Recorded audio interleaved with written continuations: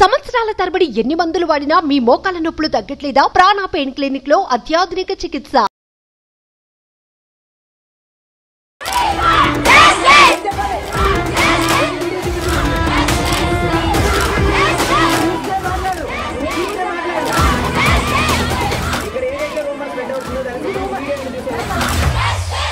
Welcome to Suman TV. నేను మీ Suman TV Nag. Gudlavalleru engineering కాలేజీలో జరిగినటువంటి ఇన్సిడెంట్కి సంబంధించిందే ఇప్పటికే పిల్లలు భయాందోళనలో ఉన్నారు, కొంతమంది డైలమాలో ఉన్నారు, కొంతమందికి కెరీర్ అకాడమిక్ పాయింట్లో కనుక చూస్తే ఏ విధంగా ఉంటుందో అనుకున్నటువంటి ఆలోచనతో చాలామంది ఒక చిన్నపాటి ఆందోళనలో అయితే ఉన్నారు. డెఫినెట్గా, నో డౌట్. అలాంటి సందర్భంలో డిపార్ట్మెంట్లో ఉండేటువంటి వాళ్ళు ఏం చేయాలి? నిదానంగా ఫ్రెండ్లీ పోలీసింగ్ పేరుతోటి అది చెయ్యొద్దు, ఇది చెయ్యొద్దు, ఈ విధంగా ఉండండి అని చెప్పి ముందుకు తీసుకువెళ్లాల్సినటువంటి బాధ్యత, భరోసా ఈ రెండు డిపార్ట్మెంట్ పాయింట్ ఆఫ్ వ్యూ నుంచి చూసేటప్పుడు డెఫినెట్గా ఉండాలి. అది అవసరం కూడాను. అలాంటిదే డిపార్ట్మెంట్లో ఉండేటువంటి ఒక్కొక్క లేడీ పోలీస్ మాట్లాడినటువంటి మాటలు, అనుచిత వాక్యాలు, దురుసుగా ప్రవర్తించినటువంటి తీరు చూస్తే ఎవరికైనా సరే కోపం డెఫినెట్గా వస్తుంది. ఎందుకు రాదు? సో అలాంటి ప్రవర్తన ఎప్పటికైనా సరే డిపార్ట్మెంట్లో ఉండేటువంటి వాళ్ళకైనా సరే లేదు అనుకుంటే ఇలాంటి సందర్భంలో కన్సర్న్ చూపించి ప్రేమతో దగ్గర తీసుకొని ఒక భరోసా కల్పించాల్సినటువంటి డిపార్ట్మెంట్లో ఉన్నటువంటి ఒక మనిషే ఆ విధంగా బిహేవ్ చేసినప్పుడు ఎవరికైనా సరే, అంటే ఇవాళ నేను స్పందించడం అనేదే కాదు, ప్రతి ఒక్కరూ దీనిపై స్పందించారు. చంద్రబాబు నాయుడు గారు కూడా స్పందించడం జరిగింది. సో దీని వెనక ఏం జరిగింది ఏంటి అనేది ఈరోజు మనతో పాటు హైకోర్టు అడ్వకేట్ రవీంద్రనాథ్ ఠాగూర్ గారు ఉన్నారు. సో ఆ విధంగా ఒక పోలీస్ డిపార్ట్మెంట్లో ఉండేటువంటి ఒక పర్సన్ ప్రవర్తించడం అనేది కరెక్టా కాదా, దీనికి సంబంధించినటువంటి వాటిల్లో ఎలాంటి రైట్స్ నిజంగానే డిపార్ట్మెంట్ వాళ్ళకు ఉంటుంది, ఎలాంటి ఇన్సిడెంట్స్ డీల్ చేసేటప్పుడు ఎంత సభ్యతా సంస్కారంతో ఉండాల్సినటువంటి అవసరం, బాధ్యత ఉంది అనేది ఈరోజు మనతో పాటు ఉన్నటువంటి రవీంద్రనాథ్ ఠాగూర్ గారు మాట్లాడి తెలుసుకుందాం. Hello sir. హాయ్ అండి నాగరాజ్ గారు. సార్, అదే ఆ వీడియో చూస్తే నాకే తెలియనటువంటి కోపము, రకరకాలైనటువంటి ఎక్స్ప్రెషన్స్ వచ్చాయి నాకు. ఎందుకంటే పిల్లలు ఈ టైంలో కోరుకునేది ఏంటిది? వాళ్ళకి కావాల్సింది భరోసా, ప్రేమ. ఎందుకంటే మా జీవితాలు ఏ విధంగా ఉండిపోతాయో, ఇప్పుడు ఎవరెవరికి ఏ బయట వీడియోస్ వెళ్ళాయా లేదా అనేటువంటి రూమర్స్ ఉన్నాయి. దాంతోపాటు career academy point of view నుంచి చూసేటప్పుడు తర్వాత ఏ విధంగా ఉంటుందో అనుకున్నటువంటి డైలమాలో ఉన్నారు. కన్ఫ్యూషన్ కూడా ఉంది. ఈవెన్ పేరెంట్స్కి కూడా తర్వాత ఏమవుతుంది అనేటువంటి ఆలోచన కూడా ఉంది.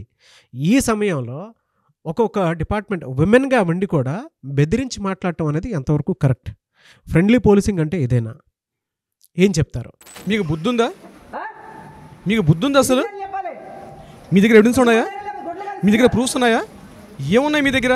ఎందుకు గొంతు చుచ్చుకొని అరుస్తున్నారు ఇక్కడ? మీరు మాకేం పని పట్టలేదు అనుకుంటున్నారా? వర్షంలో ఎండ మేము ఇక్కడ తిరుగుతున్నాం, పోయి 3 రోజులు తిండి తిప్పలేకుండా తిరుగుతున్నాం పోయి ఇక్కడ. మీరు చేసే పని ఏంటి అసలు?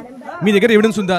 మీ దగ్గర బుద్ధి ఉందా అసలు? మీకేమన్నా మీ దగ్గర ఉంటే చూపించండి మాకు ఎవిడెన్స్లు. మీ దగ్గర ఎవిడెన్స్ ఉంటే మాకు, మీకంటే పర్పస్ ఉంది. మాకు ఏముంది ఇక్కడ? తిండి తిప్పలు లేకుండా 3 రోజులు ఇక్కడ మేము తిరుగుతున్నాం. ఇది ఒక మహిళా ఆఫీసర్ గుడ్లవల్లేరు ఇంజనీరింగ్ కాలేజీలో నిరసన తెలుపుతున్నటువంటి అమ్మాయిల మీద దురుసుగా ప్రవర్తిస్తున్నటువంటి మాటలు.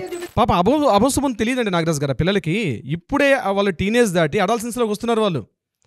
వాళ్ళకి అంత భయభ్రాంతులకు గురి చేసేటట్టుగా వాళ్ళని ఏదో ఒక మాటలతోటి, వాళ్ళకి తన చేష్టలతోటి భయభ్రాంతులకు గురి చేసేటట్టుగా ఒక మహిళా పోలీస్ ఆఫీసర్, ఒక ఎస్ఐ, ఆ క్లిప్పింగ్, ఆడియో క్లిప్పింగ్ బయటకు వచ్చింది సోషల్ మీడియాలో.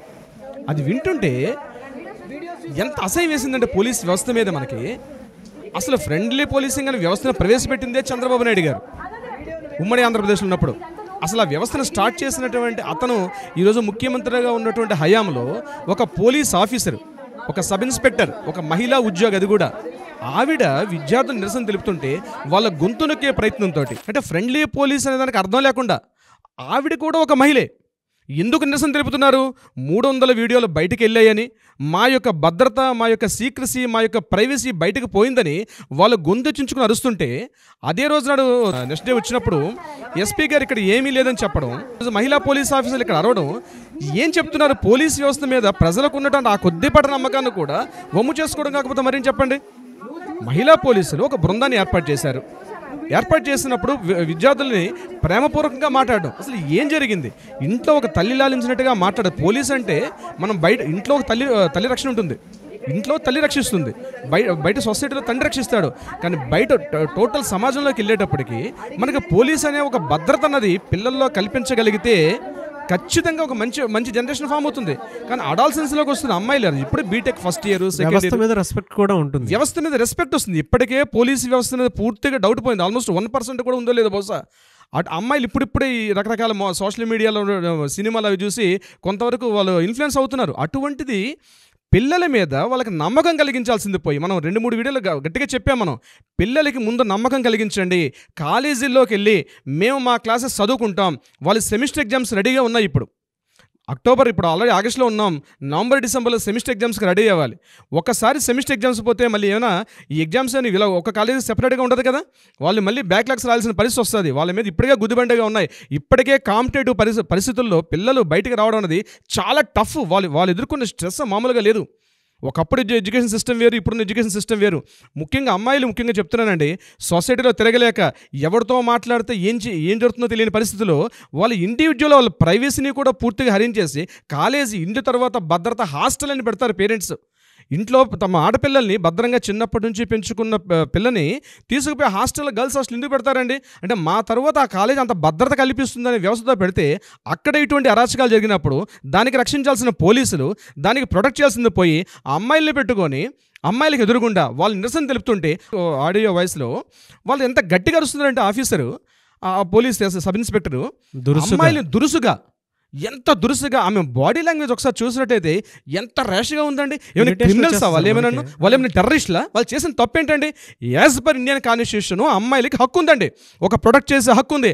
ఆర్టికల్ 14 to 14, 15, 16, 17, 18, 19 ఈ ఆర్టికల్స్ అని చెప్తున్నాయి. వాళ్ళకి నిరసన తెలిపే హక్కు ఉంది, వాళ్ళ ప్రైవసీని రక్షించే హక్కు ఉంది, వాళ్ళు బయటకు వచ్చి వాళ్ళ స్వేచ్ఛా స్వాతంత్రాలకు తిరిగే హక్కు ఉంది. Article fundamental right, that is there fundamental right. వాళ్ళ ఫండమెంటల్ రైట్ హరించే హక్కు ఎవరికీ లేదని చెప్తుంది. సుప్రీంకోర్టు 2017 ఇచ్చిన తీర్పు 2017లో క్లియర్గా చెప్పింది ప్రైవసీ కూడా ఫండమెంటల్ రైటే. ఇంతకుముందు లేదండి, 2017 ముందు మనకి ప్రైవసీ లేదు. 2017లో ఒక తీర్పులో చెప్పారు ఫండమెంటల్ రైట్, ప్రైవసీ కూడా ఫండమెంటల్ రైట్ అని చెప్పారు వాళ్ళు. అంటే పోలీసు ఎంత మాత్రానా అంటే వ్యక్తుల మీద దురుసుగా ప్రవర్తిస్తారా? ఎవరితో డీల్ చేస్తున్నారు మీరు? వాళ్ళు ఏమైనా ఉగ్రవాదులా, టెర్రరిస్టులా, లేకపోతే వాళ్ళు ఏమైనా ఎక్యూజ్డ్, నిందితుల మర్డర్లు చేశారా? నిరసన తెలుపుతుంటే ఒక సాధారణ మన ఇంటి చెల్లాయిలండి వాళ్ళు, మన చెల్లాయిలు, మన ఆడపడుచులు, మన తోటి ఆడపిల్లలు, వాళ్ళు వీళ్ళతో మాట్లాడాల్సిన పద్ధతి అదా? డైరెక్ట్గా చంద్రబాబు నాయుడు గారు స్పందించారు, అతను మళ్ళీ అమ్మాయిని ఎవరైతే ఆఫీస్ ఉన్నారో వేకేట్ మీద పంపించారు. అది కాదు జరగాల్సింది. చాలామంది పోలీసులు నాట్ ఓన్లీ మనకి ఆడియో క్లిప్ బయటకు వచ్చింది కూడా సరిపోతుంది, కానీ అమ్మాయిలు భయభ్రాంతులు గురైనారు. ఈరోజు వాళ్ళు ఎవరితో మాట్లాడంటే భయం, వాళ్ళు ఈవెన్ వాళ్ళ పేరెంట్స్తో కూడా మాట్లాడే భయం ఎవరికి ఎక్కడ, ఎందుకంటే ఈ ఫోన్స్ ఎవరు ట్యాపింగ్ చేశారో. ఇప్పుడు పోలీసు వ్యవస్థ ఎంటర్ అయిన తర్వాత ప్రతిదీ భయంగా ఉన్నారు వాళ్ళు. ఈ ఇష్యూకి సంబంధించి రాష్ట్ర ప్రభుత్వం చాలా ప్రతిష్టాత్మకంగా తీసుకున్నారు, చాలా హోందాతనంగా ప్రవర్తిస్తున్నారు. ఒక ముఖ్యమంత్రి స్థాయిలో ఆయన ప్రవర్తిస్తున్న తీరు, ఎందుకంటే ఒక అనుభవజ్ఞుడైన ఒక ముఖ్యమంత్రి ఎలా ప్రవర్తించాలో అలా ప్రవర్తిస్తున్నారు. దీన్ని ఎక్కువగా నేషనలైజ్ కాకుండా, ఇంటర్నేషనలైజ్ కాకుండా తను చాలా జాగ్రత్తగా ప్రొడక్షన్ చేస్తుంటే తన కింద ఉన్నటువంటి పోలీస్ యంత్రాంగం ఇంత దురుసుగా ప్రవర్తించినటువంటి ఈ సంఘటన ఏదైతే ఉందో, అలా ట్విట్టర్లో చూడండి నాగరాజు గారు, ఎక్స్లో మీకు బాగా కనిపిస్తుంది, గర్ల్స్ హాస్టల్ అని హ్యాష్ట్యాగ్ కొట్టండి, దీన్ని చాలా పెద్దగా వైరల్ అయిపోతుంది. ఆవిడ ప్రవర్తించినటువంటి తీరు అంటే ఇష్యూ కూడా ఎక్కడికెక్కడికో వెళ్ళిపోతా ఉంది. ఇప్పుడు స్థాయిలో ఐపీఎస్ ఆఫీసర్లు కానీ దీన్ని చాలా హోందాగా ఇమ్మీడియట్గా ఏదైతే చంద్రబాబు నాయుడు అందిస్తున్నటువంటి సూచనల మేరకు వాళ్ళు చాలా హోందాగా ఎప్పటికప్పుడు ఎవ్రీ 3 hours ఒకసారి సమీక్షలు పంపిస్తున్నారు, దాన్ని అప్డేట్ చేస్తున్నారు. చాలా క్లియర్గా వాళ్ళు అప్డేట్ చేస్తుంటే ఏం చేస్తున్నారంటే మనకి ఇంకా తెలియకపోవచ్చు, బట్ ఏదైనా ఒక రాష్ట్ర ప్రభుత్వం యొక్క ప్రతిష్టను మాత్రం కాపాడే విధంగా వాళ్ళు పనిచేస్తుంటే కింది స్థాయి ఉద్యోగాలు చేస్తున్నటువంటి ఈ రకమైన నిర్వాహకం వల్ల రాష్ట్ర ప్రతిష్ట పూర్తిగా అప్రతిష్ట పాలే పరిస్థితిలో ఉంది. ముఖ్యంగా ఈ విద్యార్థులకు నేను సూచించేది ఒకటే నాగరాజు గారు, మీకు కూడా కొన్ని హక్కులు ఉన్నాయి, ఒక స్టూడెంట్ రైట్స్ ఉన్నాయి. మీకు ఎవరైనా పోలీస్ అధికారి మిమ్మల్ని కానీ ఇట్లా భయపడినా, మిమ్మల్ని దౌర్జన్యం చేసినా, మిమ్మల్ని కొట్టినా సెక్షన్ 166 ఏముంది? మీకు అప్రయత్నంగా ఎటువంటి లేకుండా గట్టిగా మీతో గట్టిగా మాట్లాడినా సరే మీరు ఉన్నతాధికారులు మీరు వాళ్ళ మీద కంప్లైంట్ చేయొచ్చు. సెక్షన్ 166A పోలీస్ అధికారుల యొక్క అధికార దుర్వినియోగం, నిరసనకారుల మీద కావచ్చు, వ్యక్తిగతంగా కావచ్చు, మీకు వితౌట్ ఏం లేకుండా మిమ్మల్ని గట్టిగా కొట్టినా, మీతో గట్టిగా వాదన చేసినా, ఎటువంటి ఆర్గ్యుమెంట్స్ చేసినా సెక్షన్ 166A ఉంది. అయితే మీరు అనుకోవచ్చు ఈ సెక్షన్స్ ఉన్నాయండి, మాకెలా తెలుస్తాయి, మేము ఎలా అప్రోచ్ కావాలని. దీనికి కూడా ప్రొసీజర్, లీగల్ ప్రొసీజర్ ఉందండి. ఇమ్మీడియట్గా ఎవరైతే మీ మీద ఇటువంటి అటాక్స్ చేస్తారో ఇమ్మీడియట్గా వాళ్ళు హైర్ అథారిటీస్కి మీరు ఆ వీడియో క్లిప్ని కానీ లేకపోతే ఆడియో క్లిప్ని కానీ ఇమ్మీడియట్గా మీరు హైర్ అథారిటీస్కి పంపించండి. డెఫినెట్గా హైయర్ అథారిటీస్ యాక్షన్ తీసుకుంటారు. ఏ స్థాయిలో ఉన్నటువంటి పోలీస్ అధికారులపైనైనా సరే పోలీసు యంత్రాంగం డెఫినెట్గా అది తీసుకుంటారు. ఒకవేళ వాళ్ళు తీసుకోకపోతే మీకు నేషనల్ హ్యూమన్ రైట్స్ కమిషన్ రెడీగా ఉంది. హ్యూమన్ రైట్స్ కమిషన్లో కూడా ఈ క్లిప్పింగ్స్ పంపించండి. మీ ప్రాంతీయ స్థాయిలో, మీ గ్రామ స్థాయిలో, మీ జిల్లా స్థాయిలో కూడా హ్యూమన్ రైట్స్ కమిషన్స్ ప్రతి చోట వర్క్ చేస్తున్నాయి. మీరు జస్ట్ యూట్యూబ్లో చెక్ చేయండి, కనిపిస్తాయి మీకు. లేదా గూగుల్కి వెళ్ళి చెక్ చేయండి, కనిపిస్తాయి. ఒకవేళ మీరు అది కూడా మేము చేయలేమండి, మా వివరాలు బయటకు వెల్లడిస్తే ఎక్కడ మాకు ప్రమాదం అనుకుంటే డెఫినెట్గా మమ్మల్ని సంప్రదించండి. డెఫినెట్గా న్యాయ సలహాదారులు ఇవ్వడానికి మేము 24/7 మేము ఎప్పుడు కూడా మీకు అందుబాటులో ఉంటాం. పోలీస్ అధికారులు అన్నంత మాత్రాన వాళ్ళు ఏదో నిరంకుశలో వాళ్ళు ఎక్కడ ఆకాశం విడిపడ్డేవారు కాదండి. Everyone we should obey the Indian constitution. ఎవరైనా సరే భారత రాజ్యాంగానికి మనం ఖచ్చితంగా దానికి విలువ ఇవ్వాలి. అందరం రాజ్యాంగ ప్రకారంగా నడవాలి. పోలీస్ అధికారులు అన్నంత మాత్రం కాదు, వాళ్ళని నేర విచారణకు వచ్చారు. నేర విచారణ చేసే పద్ధతి కూడా వేరే ఉంటుంది. నిరసనకాలు ఒక ప్రొటెస్ట్ చేసే అధికారం ఉంది. కాలేజీలోనైనా సరే బయటైనా సరే కొంతమంది ఒక గ్రూప్ ఆఫ్ యాక్టివిటీస్ నిరసన తెలిపే హక్కు ఉంది, ధర్నా చేసే హక్కు ఉంది. అయితే శాంతియుతంగా చేయాలి. హింసాత్మకంగా మారినప్పుడు పోలీసులకు వేరే పవర్స్ ఉంటాయి, వాళ్ళ అథారిటీస్ ఉంటాయి. మీరు నిరసనగా తెలుపుకునే హక్కు మీకు ఉంటుంది. పోలీస్ అధికారులు మీ మీద దౌర్జన్యం చేసినప్పుడు కూడా వాళ్ళ మీద కూడా చర్యలు తీసుకునే హక్కు మీకు ఉంటుంది. ఈ సంఘటన ఎక్కడైతే జరుగుతుందో గుడ్లవల్లేరు ఇంజనీరింగ్ కాలేజ్ సంబంధించి, అక్కడ మహిళలైనా బయట వాళ్ళైనా మీకు ఇటువంటి ఏదైనా దాడులు కానీ లేకపోతే ఎవరైనా ఒత్తిళ్లు కానీ మీరు గురైనట్లయితే మీకు ఫండమెంటల్ రైట్స్ ఉన్నాయి. It's a fundamental right. ఒక 6 ఫండమెంటల్ రైట్స్లో మీ వ్యక్తిగత స్వేచ్ఛకు భంగం వాటిల్లేటట్టుగా ఏమైనా ఉంటే డెఫినెట్గా మీరు న్యాయపరంగా వాటిని సలహాలు పొందొచ్చు. న్యాయపరంగా మీరు పరిహారం కూడా పొందే అవకాశం ఉంటుంది. మీకు న్యాయ వ్యవస్థకి, జ్యుడిషియరీకి అందజేయడానికి మేము మధ్య వారధగా మేము ఉన్నాం. డెఫినెట్గా మేము ఒక వారధగా పనిచేస్తాం కూడా. మహిళలకు మనం భద్రత కల్పిస్తున్నాం. ఇక్కడ న్యాయపరంగా వ్యక్తిగత స్వేచ్ఛ, గోప్యత, భద్రత వీటికి సంబంధించి న్యాయపరంగా ఉన్నటువంటి సెక్షన్స్ ఉన్నాయి, ఆర్టికల్స్ ఉన్నాయి. దీనికి ఆర్టికల్స్ 19 పూర్తిగా మనకి ఆర్టికల్ 21, ఆర్టికల్ 19, 20 మీ యొక్క ధర్నాలు చేసుకునే హక్కు కానీ, మీ నిరసన తెలిపే హక్కు కానీ, మీ వ్యక్తిగత స్వాతంత్ర్యాన్ని హరించే హక్కు ఎవరికీ లేదు.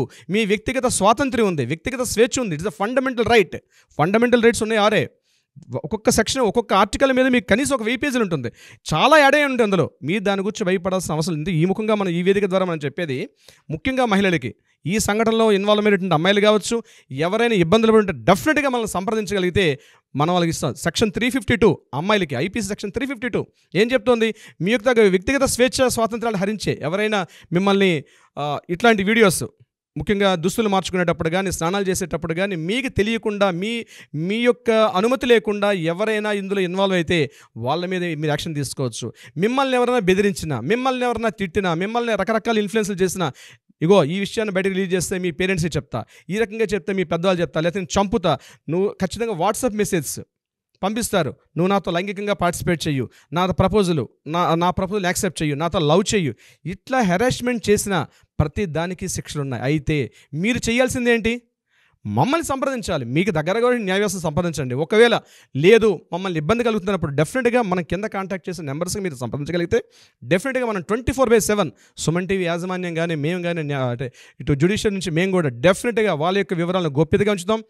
మీకు సత్వరం న్యాయం అయ్యేటట్టుగా మేము మన వైపు నుంచి కూడా ప్రయత్నించేద్దాం నాగరాజు గారు. డెఫినెట్గా అండి. ఎందుకంటే ఇవాళ చాలా రాష్ట్రంలో జరుగుతున్నటువంటి వాళ్ళ ఒక నిరసన తెలుసుకునే దాంతోపాటు చిన్న భయాందోళనలో కూడుకున్నటువంటి ట్రామాలో ఉన్నప్పుడు మనమే బాధ్యత గల పోలీస్ ఆఫీసర్గా మనమే ధైర్యం చెప్పాల్సినటువంటి అవసరం ఉంది. మదర్ పొజిషన్లో ఉన్నారు ఆవిడ, దాంతోపాటు సర్వీస్లో ఉన్నారు. పిల్లలకి ధైర్యం చెప్పాల్సింది పోయి ఎదురుదాడి చేసినట్లు అంటే దురుసుగా ప్రవర్తిస్తే వాళ్ళు ఎక్కడికి వెళ్ళి చెప్పుకుంటారు? కొంతమంది ఆడపిల్లలు అక్కడ మాట్లాడలేకపోతున్నారు.